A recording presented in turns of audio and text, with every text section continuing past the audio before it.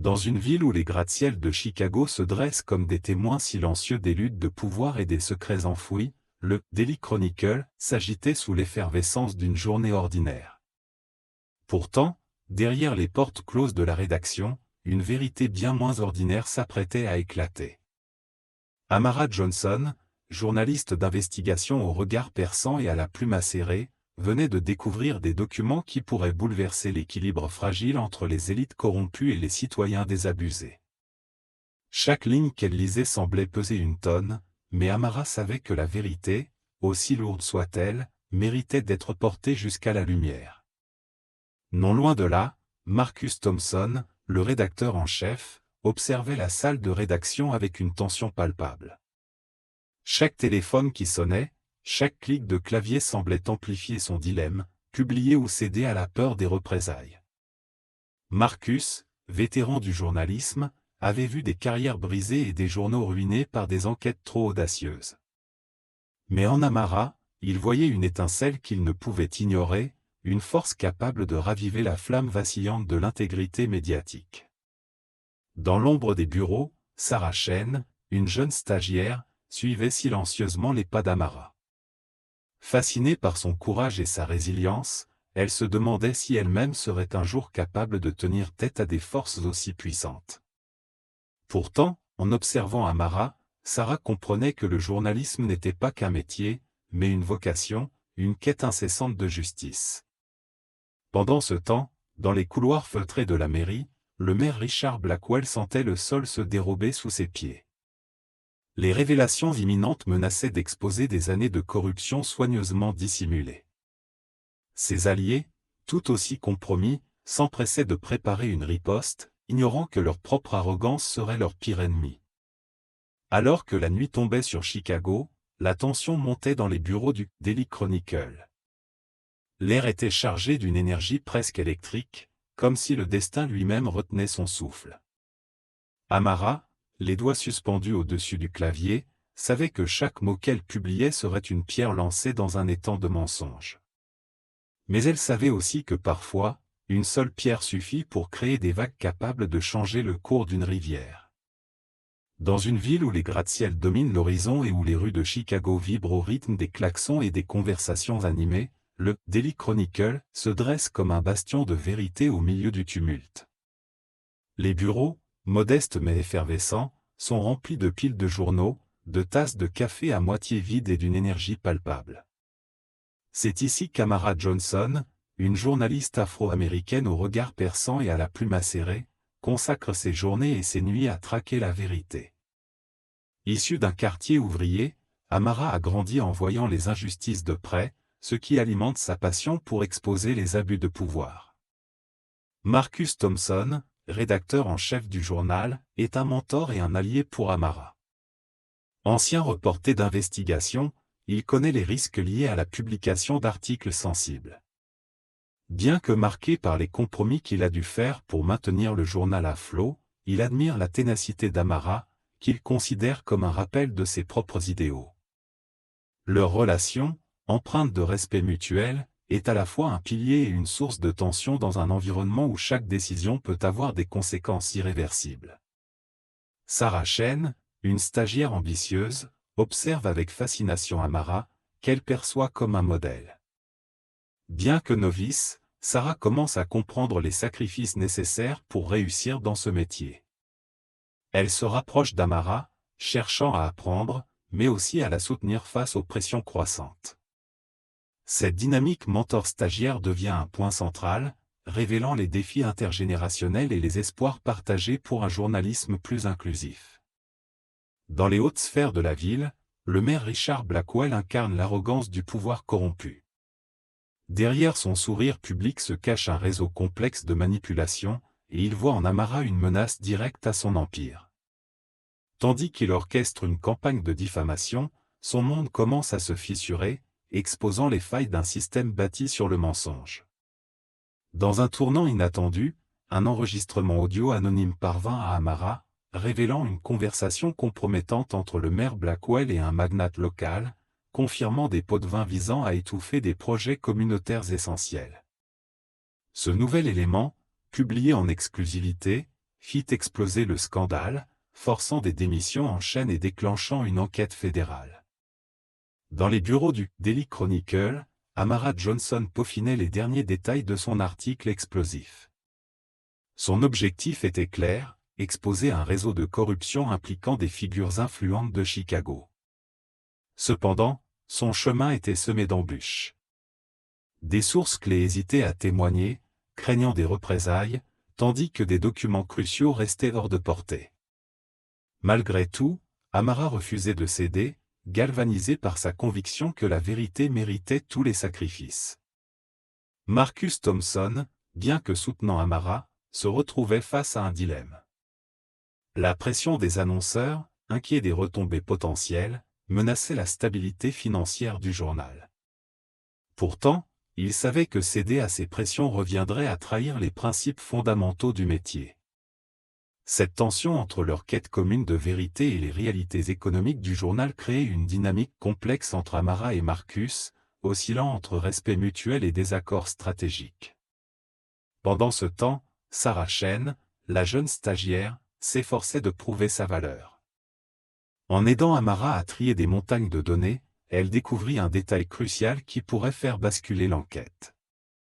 Cette percée renforça leur relation mentor-élève, Sarah voyant en Amara un modèle de courage et d'intégrité, tandis qu'Amara commençait à reconnaître le potentiel indéniable de la jeune femme. Alors que la publication approchait, les premières menaces apparurent. Des messages anonymes et des tentatives d'intimidation visaient à dissuader Amara de poursuivre. Plutôt que de reculer, elle trouva dans ces attaques une raison supplémentaire de persévérer. Marcus, de son côté, mobilisa l'équipe pour renforcer la sécurité et protéger leurs journalistes vedettes, consolidant ainsi un esprit de solidarité au sein de la rédaction. Dans l'ombre, le maire Richard Blackwell intensifiait ses efforts pour étouffer l'affaire. Mais chaque obstacle ne faisait que renforcer la détermination d'Amara et de son équipe. Leur combat ne se limitait plus à une simple enquête, il devenait un symbole de résistance face à l'oppression et un rappel que, même dans les moments les plus sombres, la vérité pouvait encore éclairer le chemin. Dans les bureaux du Daily Chronicle, une journée ordinaire prit un tournant inattendu lorsqu'Amara Johnson reçut un courriel anonyme. Attaché à ce message se trouvait un dossier explosif contenant des preuves accablantes de détournement de fonds publics orchestrés par le maire Richard Blackwell et son entourage. Les documents, d'une précision troublante, révélaient un réseau complexe d'entreprises fictives, de pots de vin et de comptes offshore. Amara sentit son cœur s'accélérer, ce n'était pas une simple affaire de corruption, mais un scandale d'une ampleur qui pourrait ébranler toute la ville. Tandis qu'elle plongeait dans l'analyse de ces nouveaux éléments, un appel téléphonique interrompit son travail. Une voix grave et menaçante lui conseilla de laisser tomber cette enquête, pour son propre bien. L'appel, bien que prévisible, marqua un tournant. Ce n'était plus seulement une quête de vérité, mais une lutte personnelle contre des forces prêtes à tout pour la réduire au silence. Amara, malgré la peur qui montait en elle, savait qu'elle ne pouvait reculer. Sa mission était claire. De son côté, Marcus Thompson, alerté par des sources internes, apprit que des rumeurs circulaient déjà dans les cercles politiques. Le maire, visiblement informé de l'enquête, aurait mobilisé une équipe pour discréditer le journal. Marcus, partagé entre l'inquiétude pour son équipe et son devoir de publier la vérité, convoqua une réunion d'urgence. Il posa une question cruciale à Amara: « Es-tu prête à affronter ce qui arrive ?» Son regard déterminé fut la seule réponse dont il avait besoin.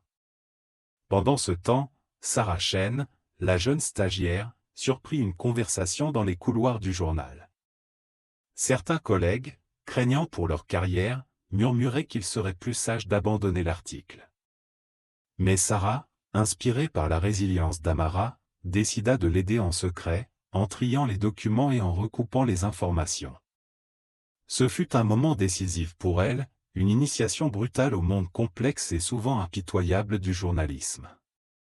Alors que l'heure de publication approchait, une panne soudaine du système informatique plongea la rédaction dans le chaos.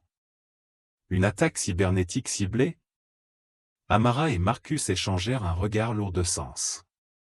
Ce n'était que le début d'une bataille où chaque décision, chaque mot publié, allait peser lourdement sur leur vie et sur l'avenir du Daily Chronicle. Dans les jours suivant la publication de l'article d'Amara, une tension palpable envahit les rues de Chicago. Tandis que certains célébraient la lumière jetée sur les abus de pouvoir, d'autres s'efforçaient de détourner l'attention. Dans ce contexte tumultueux, un nouvel acteur fit son apparition, Elia Carter, un avocat idéaliste spécialisé dans les droits civiques. Ayant suivi l'enquête d'Amara avec un vif intérêt, il se proposa de représenter gratuitement les témoins intimidés par les proches du maire Blackwell. Elia, avec son charisme et sa réputation d'incorruptibilité, devint un allié précieux pour Amara.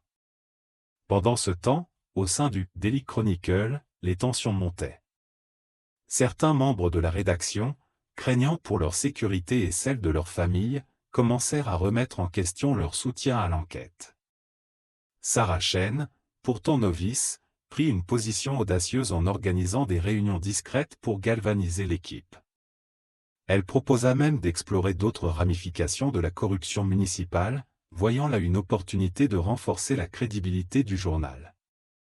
Dans les coulisses, une mystérieuse source anonyme, utilisant le pseudonyme « Sentinelle », commença à envoyer à Amara des documents supplémentaires, révélant des liens entre le maire et une entreprise privée impliquée dans des projets douteux de réaménagement urbain.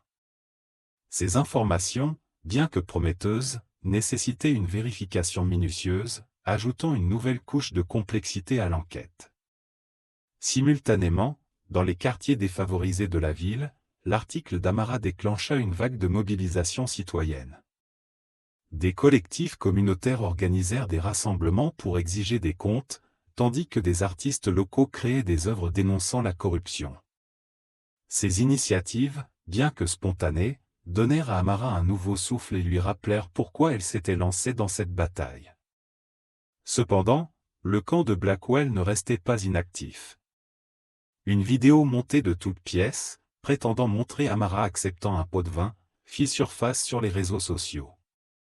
Bien que rapidement démentie, cette tentative de manipulation médiatique plongea Amara dans un état de vigilance accrue. Elle comprit alors que pour chaque pas en avant, une nouvelle embûche surgirait, mais elle était prête à affronter chaque défi avec une détermination renouvelée. Alors que l'article explosif d'Amara s'apprêtait à être publié, les tensions atteignirent un point critique au sein de la rédaction. Marcus, bien qu'animé par une volonté de défendre la vérité, se retrouvait confronté à des pressions croissantes de la part des annonceurs influents, menaçant de retirer leurs contrats publicitaires. Le dilemme pesait lourdement, protéger la survie financière du journal ou soutenir Amara dans sa quête de justice. Chaque décision semblait porter en elle une conséquence irréversible. Dans l'ombre, Sarah Chen, la jeune stagiaire, découvrit par hasard un email compromettant entre un conseiller du maire Blackwell et un membre influent du conseil municipal.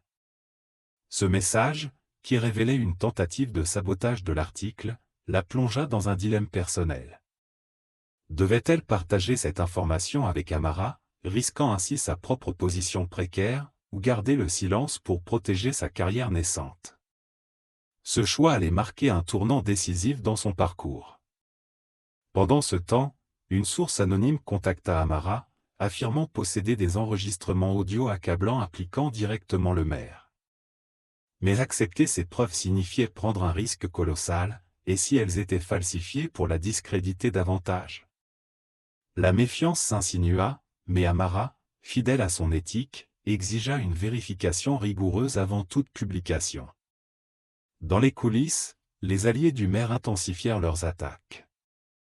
Une rumeur infondée sur la vie personnelle d'Amara fit surface, amplifiée par des médias concurrents. Cette manœuvre visait à détourner l'attention du scandale, mais elle provoqua une onde de choc au sein de la communauté journalistique. Plusieurs collègues de renom, jusque-là silencieux, prirent publiquement la défense d'Amara, dénonçant les tactiques de diffamation. Alors que les preuves s'accumulaient, une fissure inattendue apparut dans le cercle rapproché du maire. Un de ses associés, rongé par la culpabilité, proposa de témoigner en échange d'une protection juridique. Cette confession potentielle représentait une opportunité inestimable, mais elle exposait également Amara et le Daily Chronicle à des représailles encore plus féroces. La tension monta d'un cran, chaque décision devenant un pari sur l'avenir du journalisme et de leur propre sécurité. Dans cet enchevêtrement de périls, de doutes et de solidarité naissante, une chose restait claire, la vérité, bien qu'enfouie sous des couches de corruption et de manipulation, était sur le point de voir la lumière. Dans les heures précédant la publication, Amara ressentait une tension palpable. Les preuves qu'elle avait rassemblées ne laissaient aucun doute sur l'ampleur des malversations du maire Blackwell. Pourtant, elle savait que la vérité venait souvent avec un prix élevé. Alors qu'elle relisait une dernière fois son article, une alerte sur son téléphone l'informa que des rumeurs calomnieuses à son sujet commençaient à circuler en ligne. L'attaque avait déjà commencé, mais cela ne fit qu'affermir sa détermination. Marcus, de son côté, convoqua une réunion d'urgence avec l'équipe éditoriale. Il leur rappela que ce moment représentait l'essence même de leur mission journalistique. Bien que certains collègues hésitaient, craignant pour la survie financière du journal, d'autres, inspirés par le courage d'Amara, se mobilisèrent pour soutenir la publication. Ce fut un tournant décisif pour le Daily Chronicle, un acte collectif de résistance face aux pressions extérieures. Pendant ce temps, Sarah, tout en observant l'effervescence autour d'elle, trouva le courage d'agir. Elle proposa à Amara une idée audacieuse, utiliser les réseaux sociaux pour contrer les attaques en humanisant son travail et en partageant les coulisses de son enquête. Ce geste, bien que risqué, permit d'attirer un soutien inattendu de la part du public, renforçant la crédibilité d'Amara. À l'hôtel de ville, Blackwell et ses alliés intensifièrent leurs efforts pour étouffer le scandale. Des menaces anonymes furent envoyées à Amara, mais elle refusa de céder. Elle répondit en publiant une vidéo poignante où elle expliquait les motivations derrière son enquête.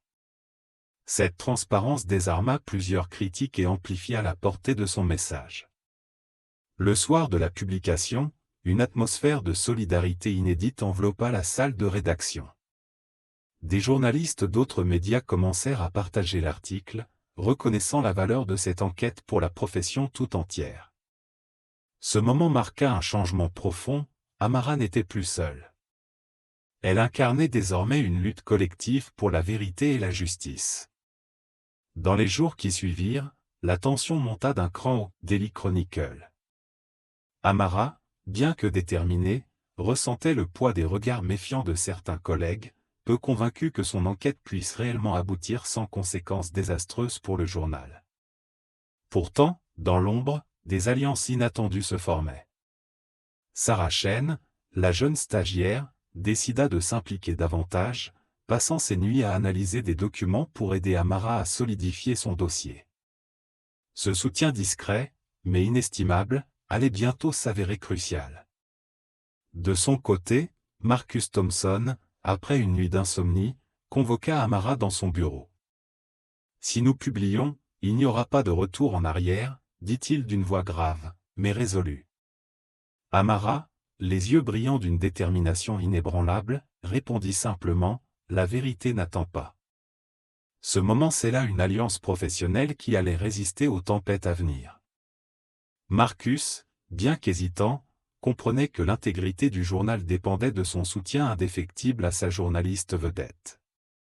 Pendant ce temps, dans les coulisses du pouvoir, le maire Blackwell intensifiait ses efforts pour étouffer l'affaire. Un proche collaborateur, cependant, commença à montrer des signes de remords. La culpabilité le rongeait, et une rencontre fortuite avec un ancien ami journaliste réveilla en lui un désir de rédemption. Ce personnage, jusqu'alors loyal envers le maire, allait bientôt devenir une pièce maîtresse dans la quête de vérité d'Amara. Dans la salle de rédaction, les premières fissures dans la stratégie de Blackwell commencèrent à apparaître. Une source anonyme envoya à Amara des documents supplémentaires, confirmant les soupçons les plus graves. Ces informations, bien que précieuses, posaient un dilemme moral, les publier immédiatement ou attendre de vérifier leur authenticité pour éviter toute manipulation. Amara, fidèle à son éthique, choisit la prudence, renforçant ainsi la confiance de Marcus et de Sarah en son intégrité. Alors que l'heure de publication approchait, une confrontation éclata entre Amara et un collègue sceptique, qui craignait que l'article ne ruine définitivement la réputation du journal. Ce moment de tension permit à Amara de réaffirmer, devant toute l'équipe, sa foi en la mission du journalisme: « Nous ne sommes pas ici pour plaire, mais pour informer.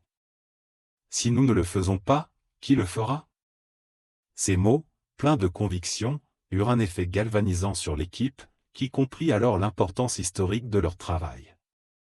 Dans l'ombre, les adversaires d'Amara préparaient leur riposte.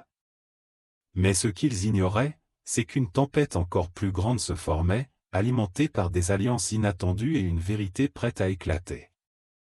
Alors qu'Amara relisait une dernière fois son article, une alerte s'afficha sur son téléphone. Un informateur clé, jusqu'ici anonyme, venait de signaler une tentative d'intimidation.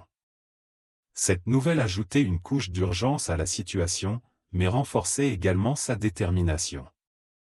Elle savait que chaque minute comptait pour protéger ses sources et garantir que la vérité éclate avant que les puissants n'aient le temps d'agir. Dans le même temps, Marcus recevait un appel menaçant d'un avocat représentant les intérêts du maire Blackwell. La pression montait, mais il prit une décision cruciale: mobiliser l'équipe juridique du journal et préparer une défense solide. Il savait que c'est dès maintenant reviendrait à trahir non seulement Amara, mais aussi les principes mêmes sur lesquels le Daily Chronicle avait été fondé. De son côté, Sarah, bien que novice, joua un rôle inattendu. Elle découvrit une incohérence dans les documents d'opposition publiés par les alliés du maire, révélant une tentative flagrante de manipulation des faits. Cette découverte, bien que discrète, s'avéra essentielle pour désamorcer une partie de la campagne de diffamation. Alors que l'heure de publication approchait, les tensions atteignirent leur paroxysme. Des collègues, jusque-là hésitants, se rallièrent à Amara, offrant leur soutien public.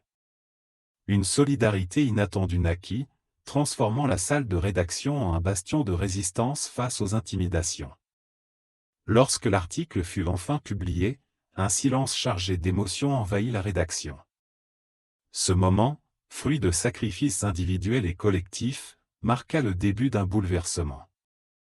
La vérité, désormais entre les mains du public, avait le pouvoir de tout changer, mais le combat d'Amara ne faisait que commencer. Dans les jours qui suivirent la publication de l'enquête explosive d'Amara Johnson, les répercussions furent immédiates et profondes.